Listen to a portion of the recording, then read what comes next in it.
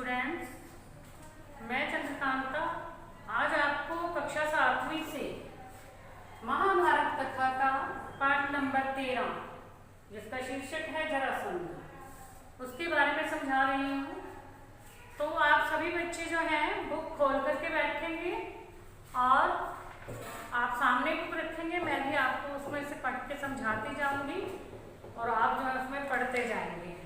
ठीक है, तो हम शुरू करते हैं पाठ नंबर 13 जरासंध। उसमें जो पहला पॉइंट हम लेंगे ना कि पांडवों की इच्छा राजसूय यज्ञ करके सम्राट पद प्राप्त करने की हुई थी।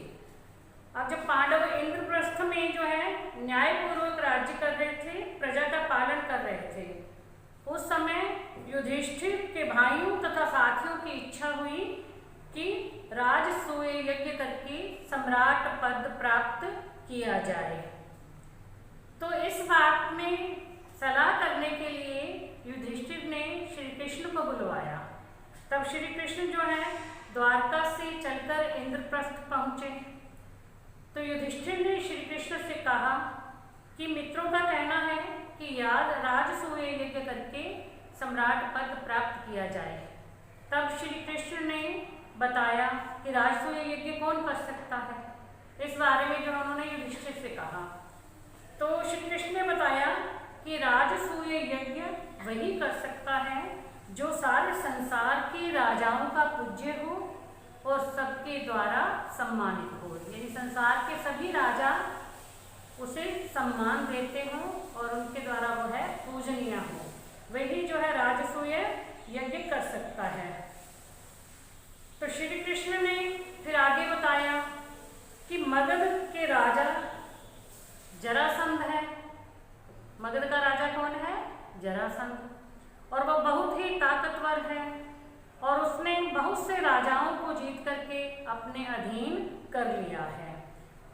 सब लोग उसके नाम से डरते हैं, यहाँ तक कि शिशुपाल जो एक शक्ति संपन्न राजा माना जाता है, उसने भी उसकी अधीनता स्वीकार कर ली है। किसकी? जरासंध की। यानी शिशुपाल एक शक्तिशाली राजा है, उसने भी जरासंध की अधीनता स्वीकार कर ली है। इसलिए जरासंध के रहते हुए कोई सम्राट पद प्राप्त नहीं कर सकता। जब महाराज उग्रसेन का नासमझ बेटा कंस जरासंध की बेटी से ब्याह करके उसका साथी बन गया था, तब मैंने और मेरे बंधुओं ने जरासंध के विरुद्ध युद्ध किया था। 3 साल तक हम उसकी सेनाओं के साथ लड़ते रहे।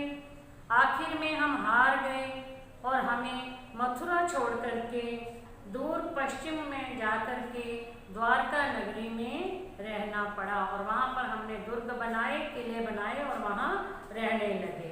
यानी वो इतना ताकतवर है कि हम 3 साल तक उसके साथ युद्ध करते रहे। ये बात किसने बताई? श्री कृष्ण ने, कि 3 साल तक हम युद्ध करते रहे, लेकिन आखिर में हमारी हार हुई और हमें मथुरा छोड़ना पड़ा और द्वारका में जाकर के दुर्ग बना करके रहना पड़ा। आपके साम्राज्याधीश होने में दुर्योधन और कर्ण को तो चाहे आपत्ति ना हो, वैसे तो वो भी आपत्ति करेंगे क्योंकि वो कौन सा चाहते थे कि ये जो है आगे बढ़े पांडव, ऐसा नहीं चाहते थे कौरव भी। तो वो फिर भी कह रहे हैं कि उनको चाहे आपत्ति ना हो, लेकिन जरासंध से हम इसकी आशा भी नहीं रख सकते। जरासंध ऐसा कभी भी नहीं होने देगा और यदि हम उससे युद्ध करेंगे तब यदि जीत हो जाती है फिर तो चाहे वो मान जाए, लेकिन युद्ध के बगैर वो मानने वाला नहीं है, क्योंकि जरासंध ने आज तक पराजय का नाम भी नहीं जाना है। तो ऐसे पराक्रमी राजा के होते हुए जो तुम वो राजसूय यज्ञ नहीं कर सकोगे। अब जो जरासंध ना, उसने बहुत से राजाओं और महाराजाओं को बंदी गृह में डाल रखा है। यदि हम किसी न किसी तरीके से उन राजाओं को छुड़वा लेते हैं तो फिर क्या हो जाएगा? राजसूय यज्ञ करना संभव हो सकता है। श्री कृष्ण की ये बातें सुनकर के युधिष्ठिर जो बहुत ही शांति प्रिय थे, तब उन्होंने क्या सोचा कि ऐसे अपने जान को जोखिम में डाल करके क्या करना है सम्राट पद प्राप्त करके। तो इससे अच्छा है कि हम ये करें ही नहीं, तो हम राजसूय यज्ञ करेंगे नहीं। अब जो मेरी भलाई तो इसी में दिखती है कि मैं जो है राजसूय यज्ञ करने का विचार छोड़ दूँ, यानी सम्राट पद प्राप्त करने का विचार छोड़ दूँ। अब युधिष्ठिर बड़े ही विनयशील थे, तो उनकी विनयशीलता को देख करके भीमसेन जो थे वो और अर्जुन उन दोनों ने सोचा कि किसी न किसी तरीके से ये तो करना ही होगा। तब उन्होंने क्या कहा कि श्री कृष्ण की नीति कुशलता और भीम का शारीरिक बल और अर्जुन का शौर्य यानी शूरवीरता यदि एक साथ मिल जाते हैं तो ऐसा कोई काम नहीं है जिसे हम नहीं कर सकते। इसलिए हम तीनों मिलकर के जरासंध की शक्ति को भी चूर कर सकते हैं।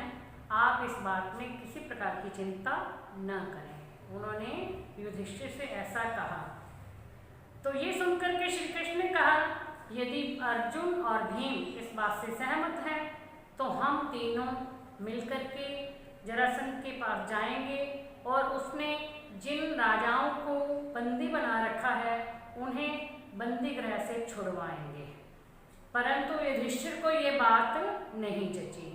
उन्होंने कहा कि कोई ऐसा काम करना ही नहीं चाहिए जिससे प्राणों पर संकट हो, तो इसलिए इस विचार को छोड़ देना ही अच्छा है। यह सुनकर के अर्जुन बोले, यदि हम यशस्वी भरतवंश की संतान होकर भी कोई साहस का काम नहीं करेंगे तो हम पर धिक्कार है, हमारा ऐसा जीवन जीना ही बेकार है। जिस काम को करने में हम समर्थ हैं तो भाई युधिष्ठिर फिर भी ये क्यों समझते हैं कि हम वो नहीं कर पाएंगे। श्री कृष्ण को अर्जुन की ये बातें अच्छी लगी। तब उन्होंने कहा कि अर्जुन, मुझे तुमसे यही आशा थी। अब जो है जरासंध से युद्ध करने का निश्चय हो गया। तब श्री कृष्ण और पांडवों ने अपनी योजना बनाई कि श्री कृष्ण, भीम और अर्जुन तीनों जो है वल्कल वस्त्र पहन करके, वल्कल धारी बन करके, वल्कल कौन से होते हैं, भगवा वस्त्र पहना जो साधु महात्मा पहनते हैं ना, संत महात्मा यहाँ घूम रहे हो, आपने देखा होगा कभी, या कहीं कोई सत्संग होता है वो आते हैं तो उन्होंने जो वस्त्र पहने होते हैं भगवा कलर के, वो होते हैं वल्कल। उन्होंने तीनों ने क्या किया, वल्कल वस्त्र पहन लिए, हाथ में कुशा ले ली और साधुओं का स्वरूप धारण करके मगध देश के लिए रवाना हो गए। यानी मगध देश में जहाँ पे कौन सा राजा था, मगध देश का राजा कौन था जो बहुत ही शक्ति संपन्न था, यानी जरासंध।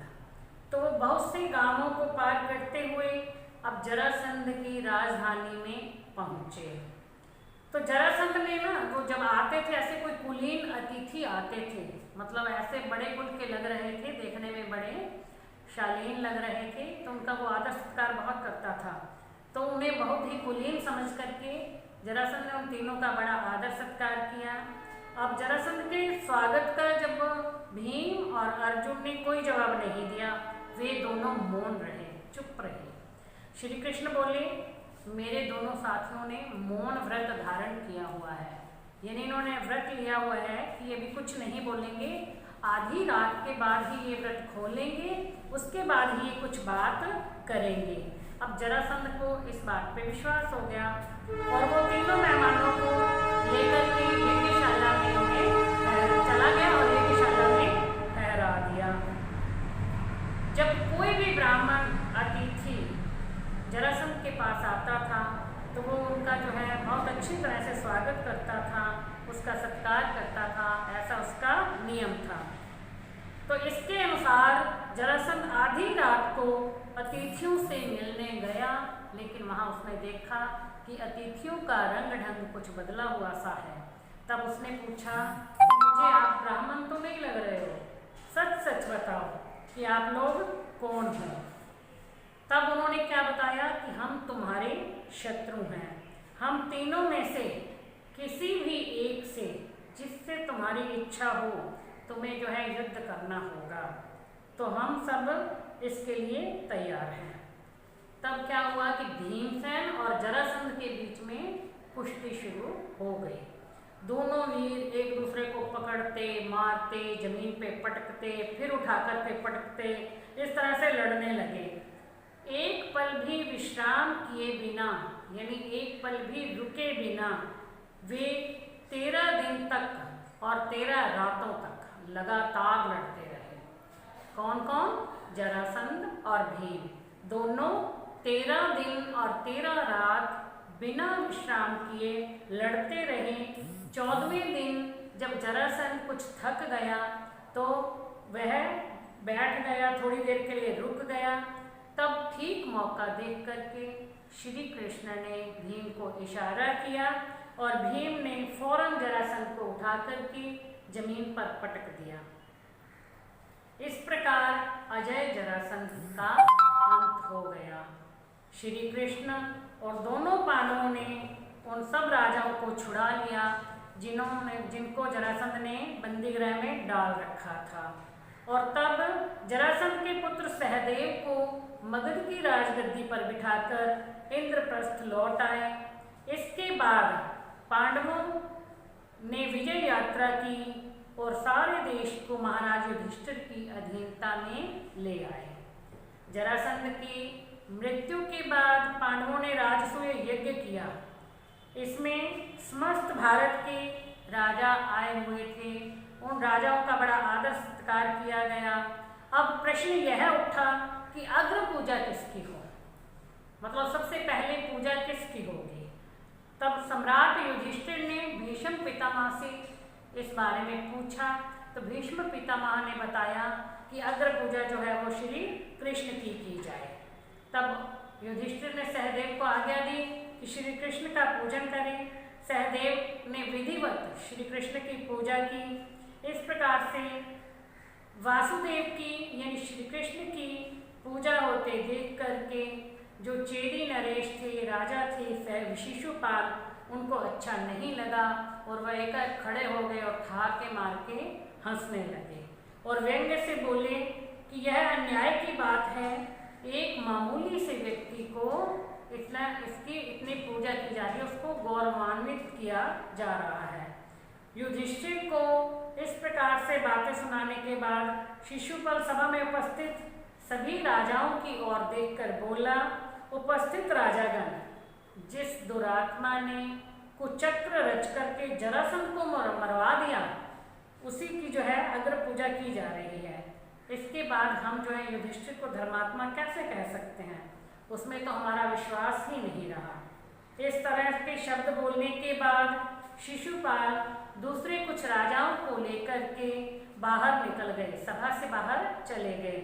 तब युधिष्ठिर जो है उनके पीछे पीछे गए और उन नाराज हुए राजाओं को अनुनय विनय करके समझाने लगे और युधिष्ठिर के बहुत समझाने पर शिशुपाल नहीं माना।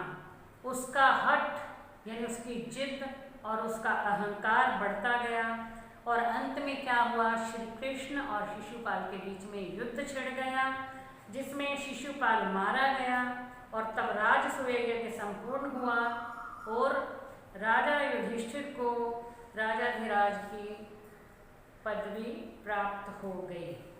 तो इस प्रकार से पाठ नंबर 13 जरासंध आपको समझ में आ गया होगा। तो बच्चों इस पाठ में से छोटे छोटे बहुत से प्रश्न बन सकते हैं, तो आप स्वयं जो है इस पाठ को आपने पढ़ना भी है और सुन भी लिया होगा, वीडियो भी देख लिए। तो आप इसमें से कोई 20 प्रश्न लिखोगे और फिर उनके उत्तर भी साथ में लिखोगे। इस प्रकार से आपको पाठ नंबर 13 में 20 प्रश्न उत्तर सहित अपनी कॉपी में लिखने हैं। अब आंसर जैसे यानी प्रश्न आपने लिखा, उत्तर एक शब्द में भी दिया जा सकता है या किसी प्रश्न का उत्तर एक पंक्ति में भी हो सकता है। तो इस प्रकार से आप ये काम अपनी नोटबुक में कर लोगे। Thank you.